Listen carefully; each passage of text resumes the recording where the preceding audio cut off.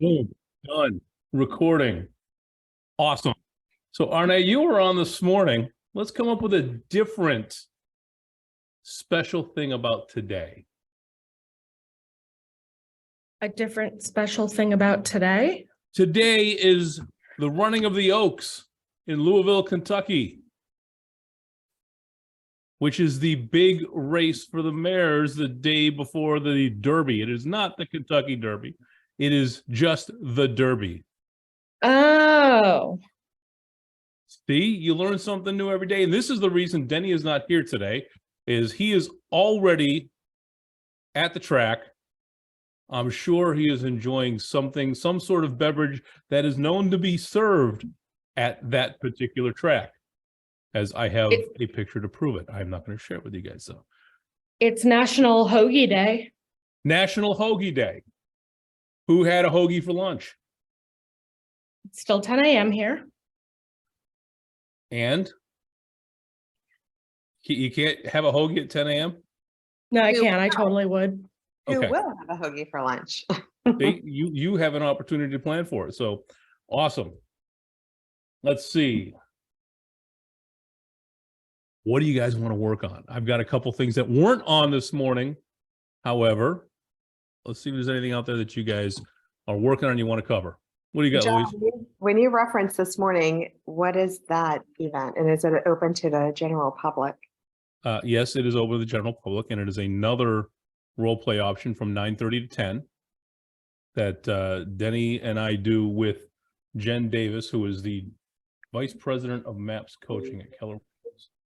So we're just kind of opening up everything we got, all the stops, to make sure people have an opportunity to cover and learn whatever they need to learn regarding this. So I'm going to cut and paste this into the chat. It's called Recon Roleplay for Real Estate Conversations. And there you go. I used what you taught me this morning. What's that, Arne? I used what you taught me this morning with my buyer who couldn't make a decision on her. She kept missing out on properties because her criteria was so tight and her motivation was we covered you put it to use, and the results? She got on the phone and got a pre-approval in 10 minutes, and tomorrow we are looking at 2 houses. Look at that. Some of this stuff works. Actually, you know what? It all works as long as you use it. All right, yeah. Quick reminder to everybody. If your name says Sherry, I know you're not Sherry. Please change your name to who you are. And provided you're not doing something like driving or in the restroom, please put your camera on so we can see who you are and let's all participate together. All right?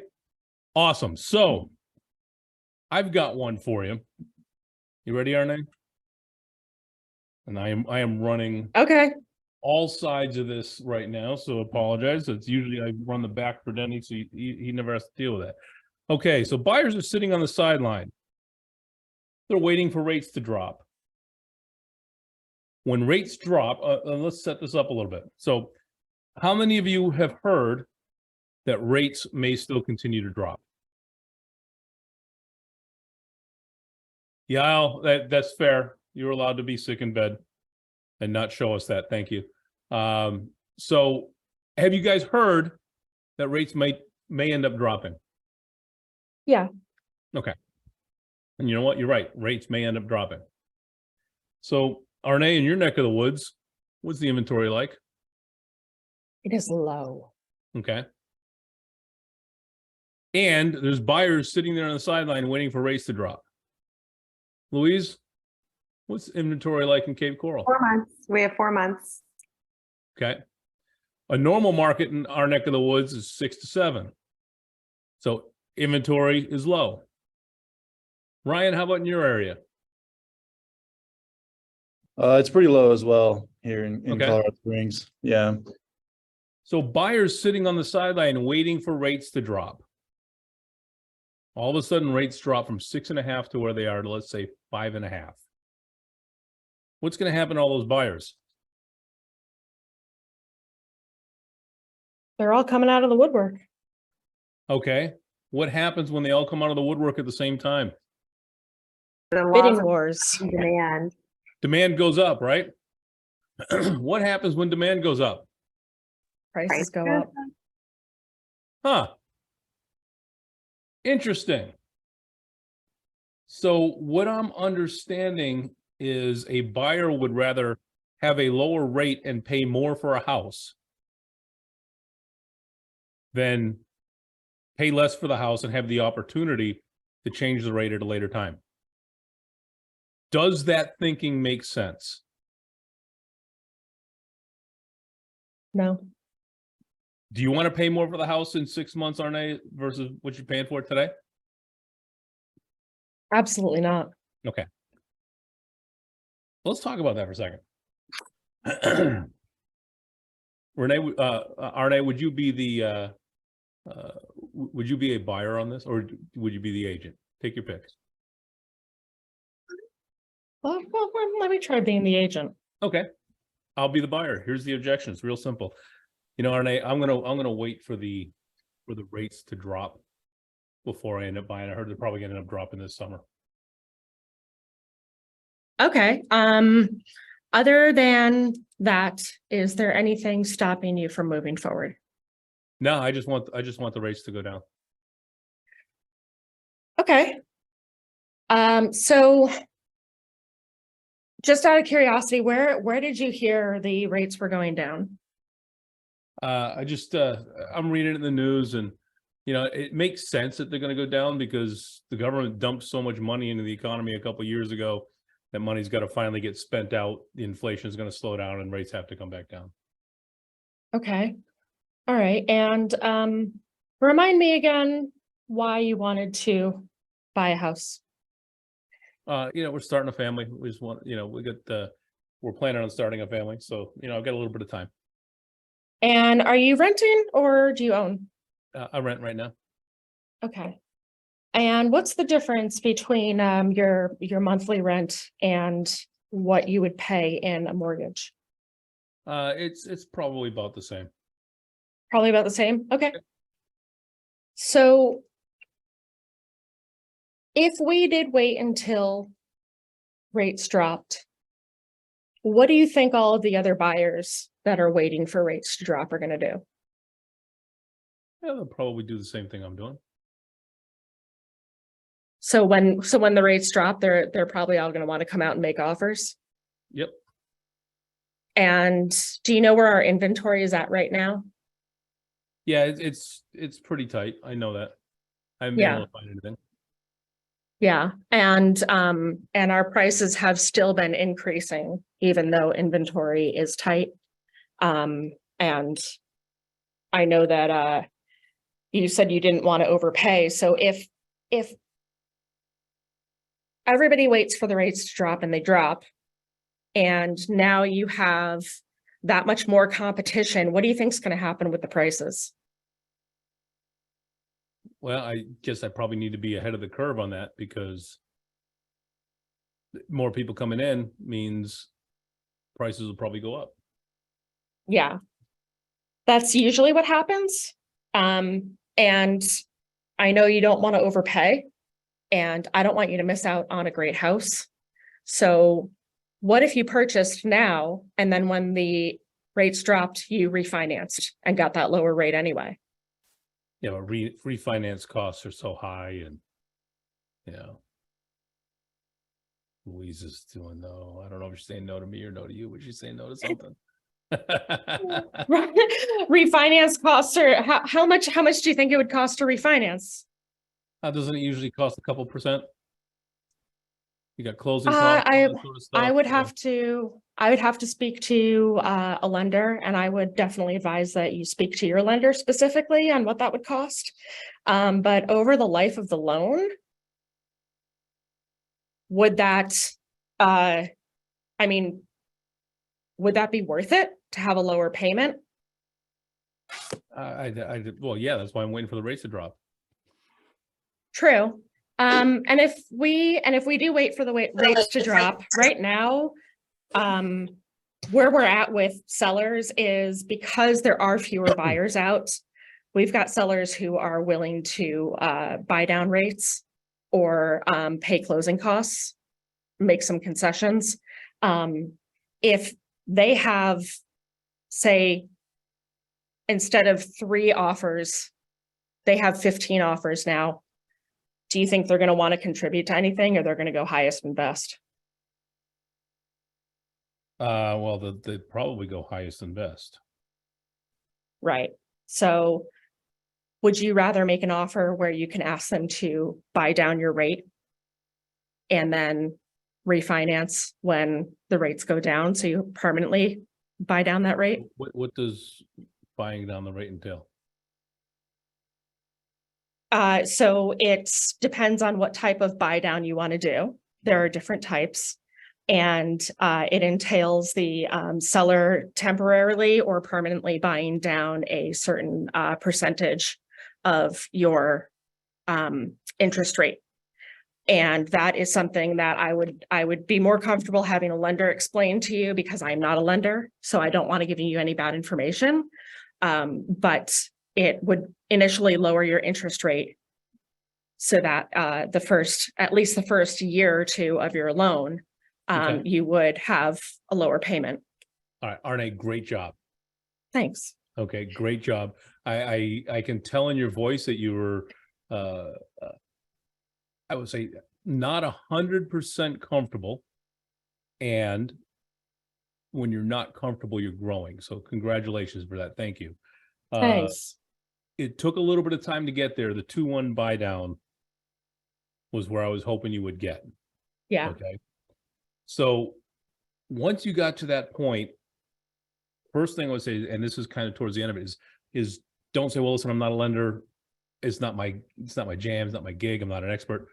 But you know what? Let's get you on the phone right now, or let's schedule a time where you can get all the specifics. Don't tell them what you're not. Okay. Okay.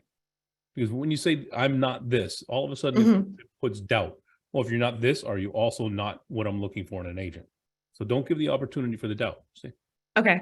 Awesome. Now, on the 2-1 buy down, here's some important things about this, guys. Do our rates expected to go down? The answer is yes. They are expected to go down. We don't know how much. Here's the thing. You do a 2-1 buy down today, and you buy your rate down to 4.9. A year from now, it goes to 5.9. Let's say in 8 months, rates plummet down to 4.5. What happens? Prices go up. Well, yes, prices go up. All right. So locking in the price today is a hedge against the drop in interest rates in the future. The money that was spent to buy the interest rate down, what is that? Prepaid interest. Why is that important to understand that it's prepaid interest? It's tax deductible. What's that, Kevin? The tax deductible. Well, it's tax deductible. Well, most people don't grasp that because tax deductions to them isn't real money. Okay. Even though it is real money, they don't see it that way. Has So anyone ever had an extended warranty on their vehicle? Okay. yes, Okay, Kevin has. If you sell your car, you put a 7-year warranty on, you sell it after 2 years. What happens to the balance of that warranty that you paid? Not sure, but can it transfer to a new owner? It can transfer to a new owner. More importantly, is rebated back to you. So is the prepaid interest rebated back? Exactly. You do a 2-1 buy down, you're prepaying 3 years, enough interest to buy that rate down for 3 years. If you didn't use it all, depending on the lender, that money is going to get rebated at closing when you close on the refinance. So if it was a $30,000 expense to buy your rate down, and you only use 10 grand of it, you're going to get a rebate. First piece. But in that example, does that mean that's 20,000 off your principal, or what does that mean? Yes. Thank you. So clarify. Now, I checked with Loan Depot on this morning. So check with, that's one of the guys I use here locally. Check with your local lenders. Say, hey, we do a 2-1 buy down on this property. And then 6 months later, the rates crash. What happened to that money on the 2-1 buy down? And if they say, well, it's lost, say, are you sure? Push back and get the answer on that. You're sitting down with a buyer and you come up with a strategy like a 2-1 buy down. That's already more advanced than most people that you're going to be up against are going to be able to come up with. Now, you come up with that strategy and show them a way that, hey, you're hedging right now. You're hedging against prices going up. And in the event prices go down, you also have a hedge. And that is your prepaid interest. I mean, not prices, rates. Rates go down. You've hedged against that also. It's kind of like a straddle strategy in the stock market. It's covering both ends of the spectrum. It really is an interesting topic. And I think you'll find that when buyers understand it, they'll be like, oh, wait a second. Arne is way too smart. I can't work with anybody except Arne because she's figured this out. Does that make sense? Recurring and non-recurring awesome. costs. That's the yeah, absolutely. Sorry. I'm back on nice. Go ahead, Arne. No, I said, yeah, absolutely. I didn't know that. And that's great information to have. Hey, I've got 20 years in this business and I didn't know it until 10 o'clock this morning. So we all learn something new every day, right? We all learn something new every day. Okay, what else are you guys working on? Well, we got 24 people on the call, including Molly from Bozeman, who just arrived. Montana Molly. What is going on in your marketplace, guys?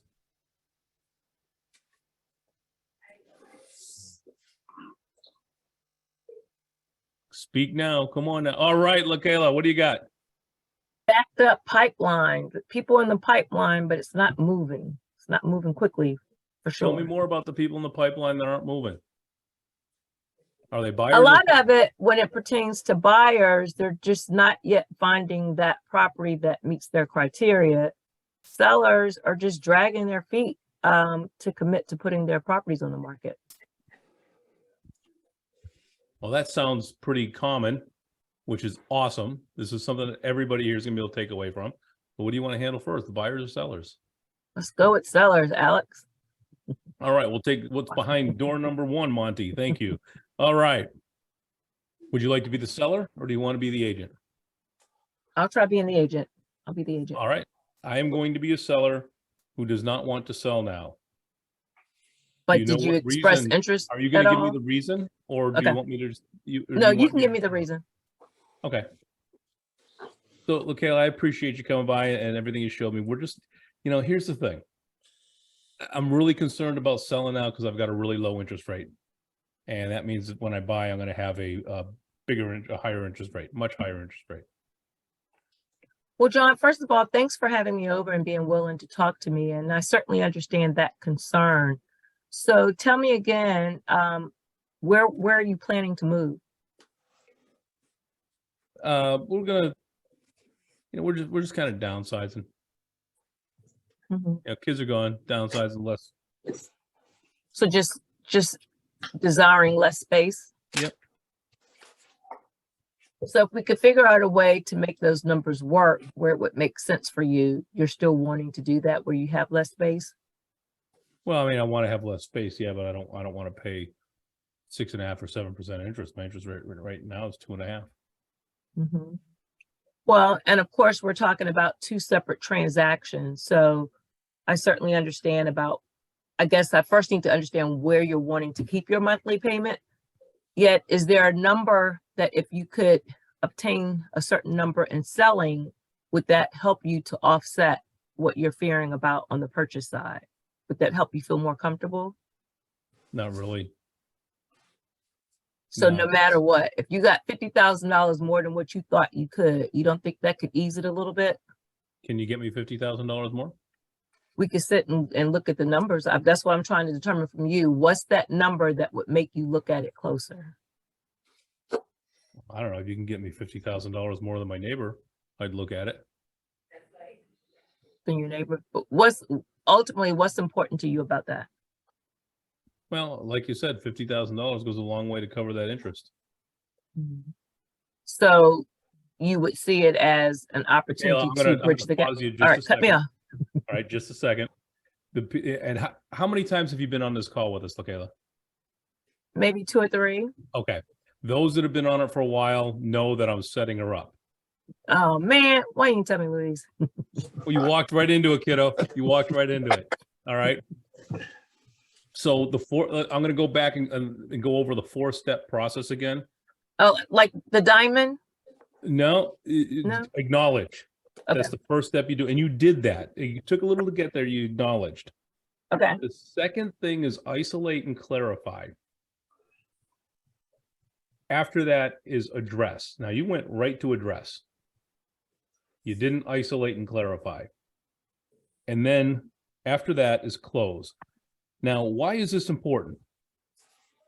Until you isolate the actual real objection, you are probably solving a The wrong phantom problem.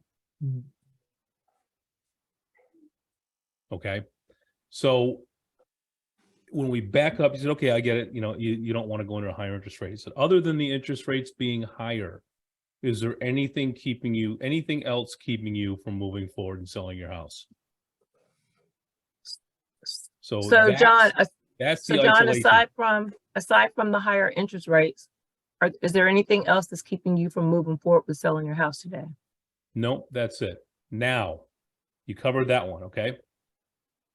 The other thing that we always teach is go deep. And I'm always saying, how many questions, guys? 5. Yeah, see those regulars right there. 5 questions. All right, you asked one, which is, what are your plans? What are you going to do when you sell? I'm going to downsize. Okay, great. Then you went into making assumptions about the payment. All right. And trying to close on one question deep. What you don't know is what does this do for me when I say, okay, you know what? I'm going to get a smaller house. What does that do for me? And maybe it's less maintenance. Maybe it's, you know what? I'm going to have leftover money and I'm going to get to buy that sailboat that I always wanted, or travel the world, or put my kids or grandkids through college. Now you're starting to get into the real reason. All right. The reason is the downsizing is that is not the reason anybody downsizes, is not to get smaller. There's always something behind it. All right. So the trick that I use, LaKayla, is I've got like 5 paper clips or 5 pennies on my desk when I'm making these calls, and I move one from one side of the desk to the other, so I know how many questions I've asked. Okay, because then I'm on track. When I get to 3 or 4, I'm pretty much to the heart of it. I've never had to go past 5 to find out what the real reason is. Does that make sense? Yes, it absolutely does. Okay. So when you have a seller that is on the fence about selling, you haven't found the motivation. And they're in a position of fear. And they're in a position of, right now, the devil I know is I have this house. The devil I don't know is, okay, I sell this house, what's going to happen? And they're just looking at, initially, they're just looking at rates. They're not realizing, well, the whole reason I'm selling this is now I have the ability to do something else meaningful in my life. Does that make sense? Yes, absolutely. Okay. Your buyers, tell me about the buyer pool. One in particular, I have a buyer that's transferring from Charleston, South Carolina to Chesapeake, Virginia to be closer to grandkids, but they're looking for that unicorn floor plan at the right price at the Of course right they are. distance. This is no different, Lakayla. Meat thermometer question. Who knows what the meat thermometer question is?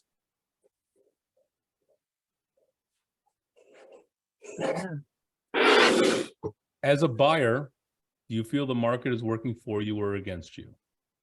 We're taking their temperature. Okay. Mhm. Virginia Beach, my assumption is going to be much like many of the markets in here, Las Vegas, Breckenridge, San Francisco. Prices are still moving up.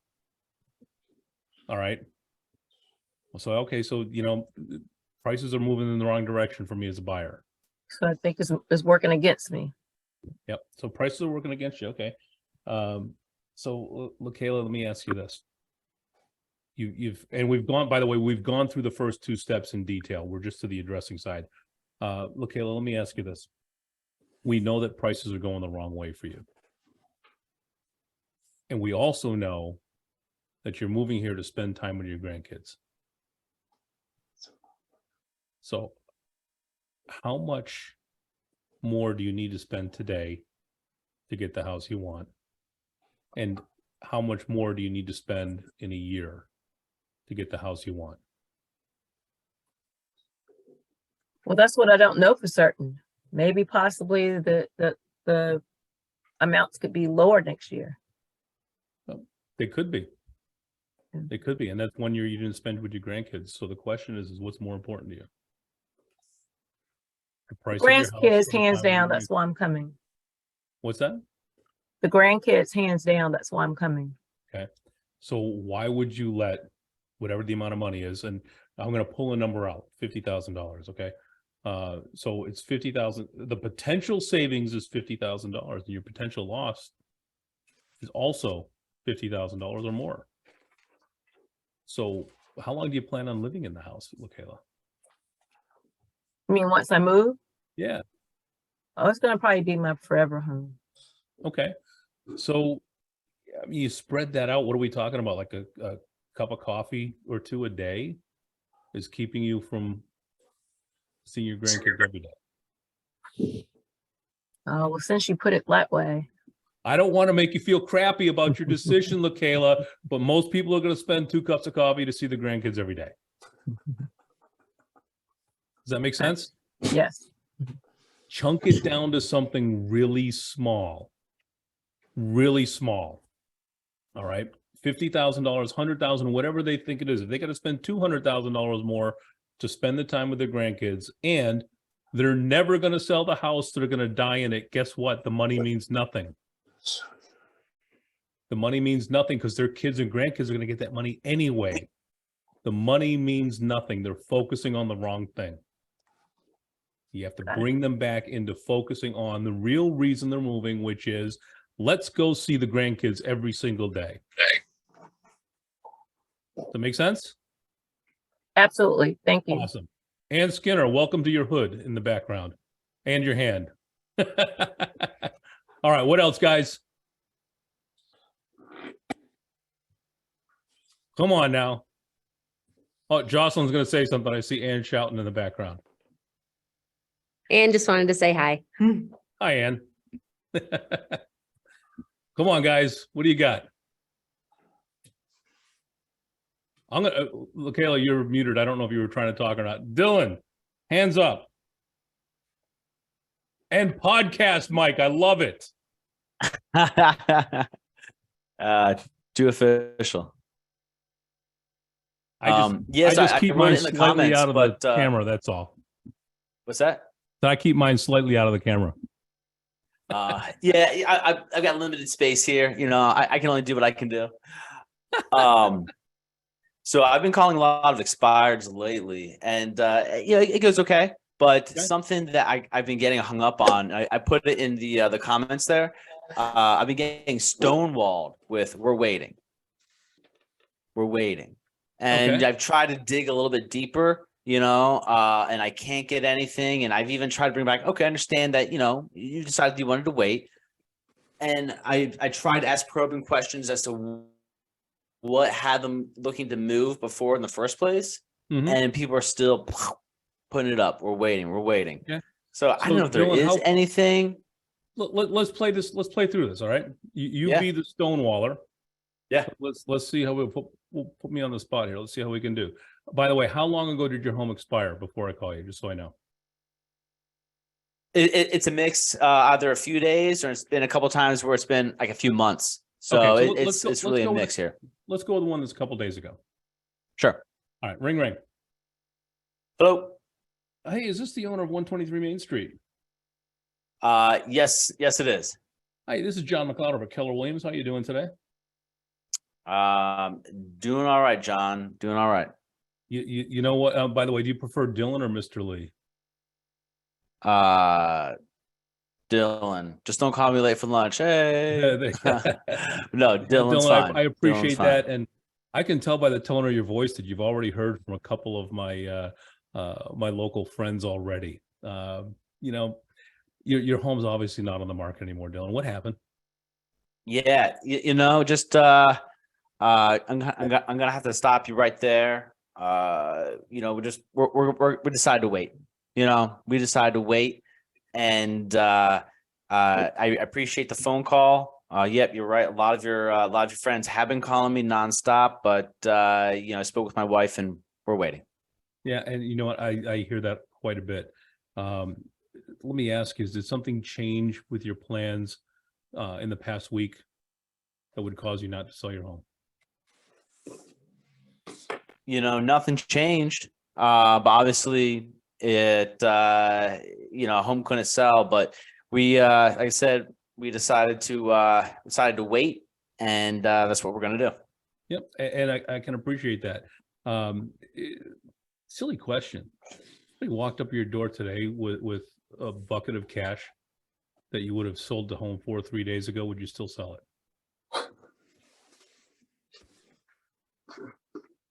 Well, yeah, but no one did. Okay, so again, I don't want to assume too much here, Dylan. It sounds like it's not a question of whether you and your wife really want to wait. It sounds like you've been frustrated and possibly let down. Well, of course. You know, I'm getting all these phone calls. You know, everyone's promising the world, but when the house was on the market, you couldn't do anything. Yeah. So here's the only promise I'm going to make you is that that's my last promise. That's it. That's the only promise I'm going to make. I'm not going to make any promises. So with that in mind, 3 days ago, someone shows up with that bucket of cash and you end up selling the home. Where were you going? We're getting out of here. I think we're going to move up north to Ocala. Okay. Where are you, by the way, right now? We are just outside of Tampa. Okay. Because I'm in Naples, so like I said, Ocala. I'm like, he could be down my neck of the woods. I could have a listing already. Okay, so what is it about? What do you like about Ocala, Dylan? It's horse country, less people, and you know, I don't know if you've ever been on I-4, but I'm really trying to get away from the interstate here. This I can completely understand and relate. I totally get that. So, Dylan, can I be blunt for just a second? Oh, yeah. What's more frustrating to you, the I-4 traffic or possibly giving this another go? The I-4 traffic. Okay. Do you have 15 minutes later on today? I can come by and we can just meet face to face. I'm not going to ask you for anything. Just meet face to face. See if we can figure out what the problem was. I think I can handle that. Okay. Done. So this is recorded. That was great. That was really good. What did you take away from it, Dylan? And yes, it is recorded. You'll be able to find it on Denny's Mastery Real Estate Facebook page and his YouTube page. So what did you take away from it? Yeah. You acknowledge the frustration right off the bat, and you ask permission to ask the question that if someone were to show up at the doorstep, you know, with this money, basically saying, hey, 3 days ago, you know, if the home could sell, would you have done it? You know, like what's changed? and then just like kind of like taking me out of the we're waiting, and into, yep, I would have sold 3 days ago. Where am I gonna go? And yeah, but I thought that was a great little, almost like to me, I felt emotionally, it was like a wedge. It felt like a wedge where you just kind of pried me away from the we're waiting. And thank you. That's the intent, right?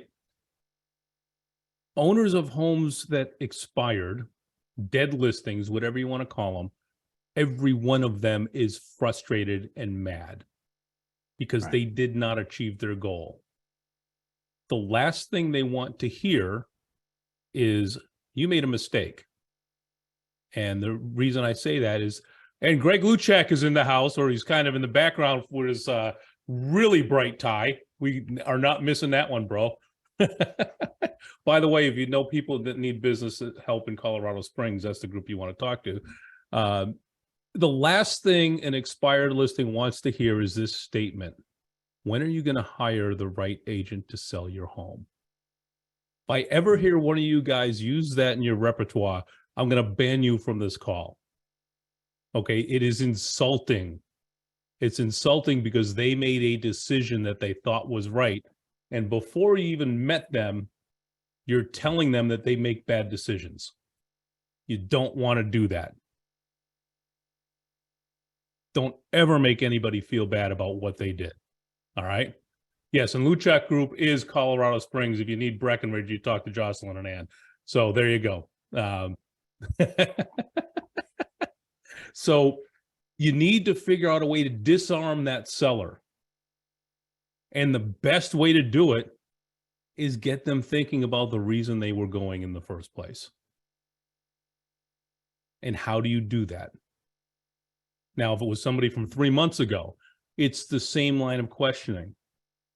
And it would go like this. So, Dylan, I understand your home was on the market 3 months ago. Silly question. And probably most of us real estate agents aren't calling you anymore. But silly question. If somebody showed up today with a bucket of cash that you would have accepted 3 months ago, would you still sell your home? I mean, yeah, show me the money. Okay. And you know, I'm not looking for your type of home. I'm just wondering, making sure that you're still interested in selling. So it sounds like it's more of a frustration with the process as opposed to a change of motivation. Is that fair? Yeah. You know, and you're also hearing everything on the news as well. But yeah, we couldn't sell the home. We have a price in mind, and yeah. Okay. And you know, Dylan, just for my own interest, if you did sell the home, where were you going to go? We were going to move up to Ocala. Okay. I'm sensing Dylan likes Ocala. It's nice up there. I like it. It is nice up there. I used to go camping and off-roading in the national park up there, national forest. Beautiful up there.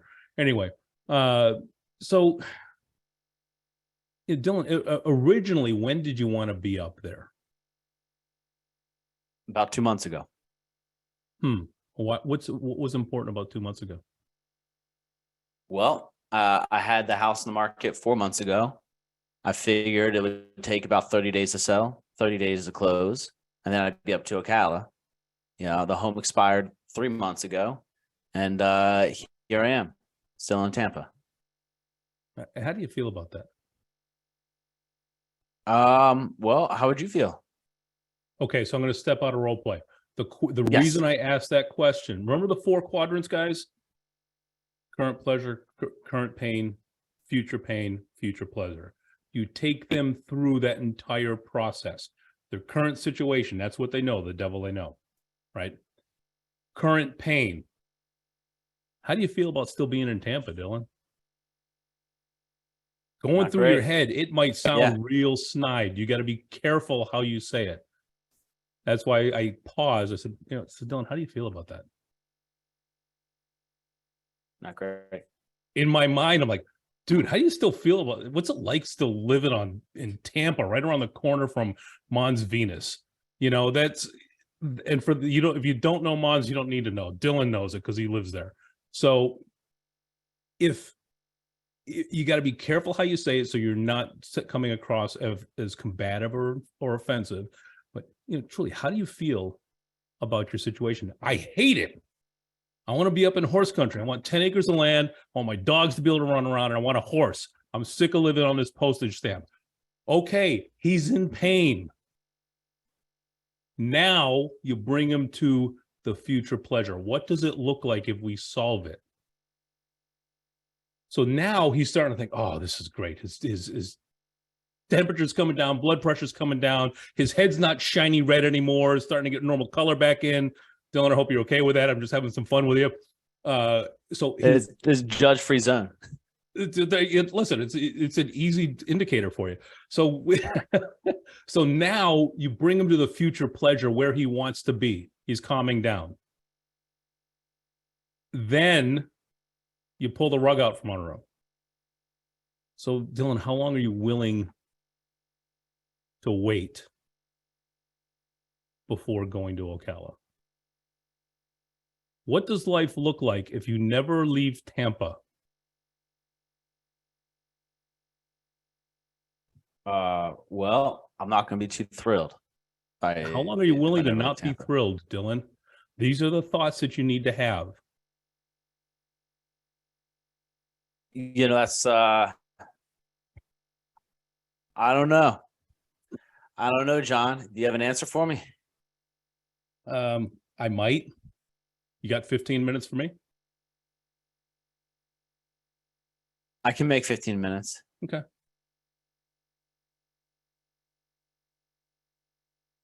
Yes, and hang on a second. I get a couple. I actually got. Look at that. There's like 12 things showing up in there. All right. So, are you intentionally repeat keywords that Dylan says? Yes. Absolutely, 100%. Use their words. Why? They own their words. It's just like use their price. Don't give people prices. Let them come up with the price. And then just ask what the ramifications are for choosing that price. Simple. You don't own the DNA of the price, and you don't own the DNA of the words. Use their words. So, Louise, thank you. That was a very nice pickup. I appreciate that. What else did we have? Let's see. All you guys sharing your referral opportunities. Awesome. Louise, I've never heard it called mapping. However, that's probably a good description for it. Where'd you go on my screen? There you are. Somebody jumped off. Now you're back. Okay, good. That is probably a very good description for it. Is we're creating a map, in this case, in Dylan's situation, a map from Tampa to Ocala that has a really big roadblock in it. That is, as Arnie would say, or Arne would say, you don't have your little thing over your first E right now, Arne. I totally have Anchorman. I just read what's on the screen. Sorry. So that roadblock is called bringing the pain. It's meant to make you uncomfortable. Here's the thing. You will not act if you are uncomfortable. You will act to get away from the most uncomfortable spot you can be in. So the role of this conversation is to make Dylan feel uncomfortable about staying in Tampa. It's not to make him uncomfortable about making the move. Does that make sense? All right, we've covered a couple good ones so far today. Any takeaways, and then we'll have time for one more. What are the 4 questions? Okay. Not specifically that you have Dylan, but you have like a repeatable format. So the system again is going to be acknowledge. Not that, I'm sorry. When you bring them around the pain to pleasure triangle. Okay, so your current pleasure, current pain, future pleasure. So the current pleasure is their current situation. Where are they at? The current pain, what do they not like about it? The future pain, that is, okay, if I don't make a change, I don't get to the future pleasure. And you bring them to that spot that they want to be. You make them feel real happy about it. And then you rip it out from underneath them and bring them back to the pain. And then you stay in the pain. Pain is uncomfortable. Pain makes people cringe. The reason why we use real estate, Arne, you scare me. She's like, oh, I get to make people cringe. The reason why we as real estate agents do not close as many deals as we can is we are uncomfortable making people uncomfortable. We need to get comfortable and confident that the right thing to do is to let them realize they're uncomfortable so that they can move out of it. Does that make sense? Good. I'm getting a couple head bobs. Awesome. Let's see. Louise, would you put the quadrants in there again? Somebody just I tried, yeah, I just wasn't typing fast enough. So it's current pleasure, current pain, future pleasure. Did I get that Yes, right? And the precisely. current pleasure is where they are. What's that? The current pleasure is where they currently Yeah, are. your current pleasure or your current situation. Current pain, what happens if you don't make a change? Or sorry, your current pain is what is causing issues right now. Your future pain is what happens if you don't do anything about it. And your future pleasure is this is why we're doing it. And in LaKayla's case, I think she had to jump off. In LaKayla's case, her situation was the people wanted to move to get closer to the grandkids. Okay, tell me about the grandkids. What are you going to do with them? Oh, we're going to take them to Busch Gardens in Williamsburg. We're going to take them to the beach. We're going to get them awesome. And it's a year from now because you're stubborn over $50,000. How do you feel about that? You've spent 20 grand in travel expenses going to see them over the course of the year. You got to bring it. You got to be prepared to bring everything because sometimes people don't make sense. Right? All right, one more. What do we got? Many times. Many times they don't make, most times they don't make sense, right? So Can you repeat the, oh, sorry. oh, go ahead, Arne. Can you repeat the future pain question? Can you repeat all of them, It's please? just a takeaway. Future Current pain pleasure. I'm sorry. future Current pain kinda pleasure is where they spoilers. are, right? Yep. The current pleasure is where the current pleasure is where they are. The current pain is what is causing. Yeah, what is causing you to want to make a move or causing you, whatever the case is, what's causing you distress now? What don't you like about where you are? It's not big enough, it's small enough, I'm renting, whatever the case is. I can't believe I forgot a pain question. I'm really kind of shocked at that myself. The future pain is, okay, so how long are you willing to stay here? What's the ramifications of you not moving out of your current situation? And it doesn't have to be a real estate situation. You can use this to get inside anybody's head for any reason at all. It's a fantastic technique. And then you bring them to where they want to go and then take it away. And the future pleasure. Future Oh, pleasure. It's like showing a kid a rattle. They love it. You know, you get an 8-month-old with a rattle, they're shaking everywhere. It's awesome. They're quiet. They're not screaming. Take it away. And then So they what picture would it fit. look like if Jocelyn you knows were she's there? already grinning over there. You take it Yeah. away, and then they're freaking out because now they are back in that position of pain they don't want to be in. Is that the future pleasure? Yeah, What would it look like future if you pleasure weren't there? solves their current problem. Okay. Whatever the distress is. In LaKayla's case, they wanted to go see the grandkids. In other people's cases, it might be we're relocating for a job. We have a time deadline to be there. Whatever the case is, the future pleasure solves their current pain. The future pain is the result of inaction. The greater pain will win. You will master this when you can show them that inaction is more painful. Staying where they are is more painful because of what they lose. What if someone's in a situation of wanting to buy, but they're going to rent just to see how they like it? Okay. instead of just going ahead and buying. Okay, and we can go back to some of the tools we've talked about earlier. So we'll start right from the top. All right. So Jocelyn, would you play along as the buyer? Sure. Okay, great. So, and by the way, let's not be in Breckenridge because I know enough. Why? Why? Okay, let's be in Breckenridge. Let's have some fun with this. Okay, this is Right. Breckenridge. All right. So Jocelyn, I get it. I've heard this before. So other than wanting to test it out here in Breckenridge for a year before you buy, is there anything else keeping you from purchasing instead of renting? Not knowing what the future holds because we're in such an we're going into a recession. Are we playing T-ball here?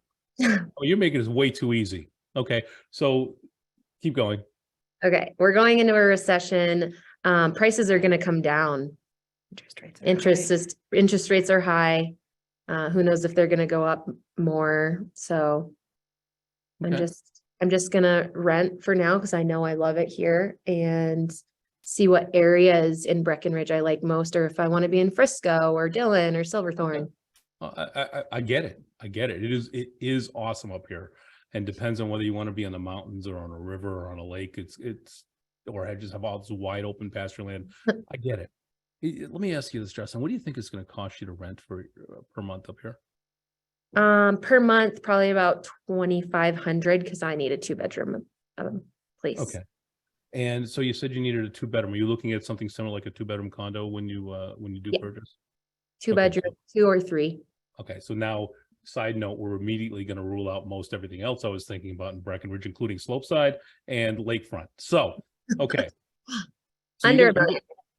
you're going to spend $2,500 a month. Okay. And Jocelyn, let's kind of get our crystal ball out for just a minute. Something that interests you, if you were to buy the place that you're going to rent, how much do you think it would cost you to buy that today? Close to 800,000, 900,000. Okay, 800,000 to 900,000. Okay, awesome.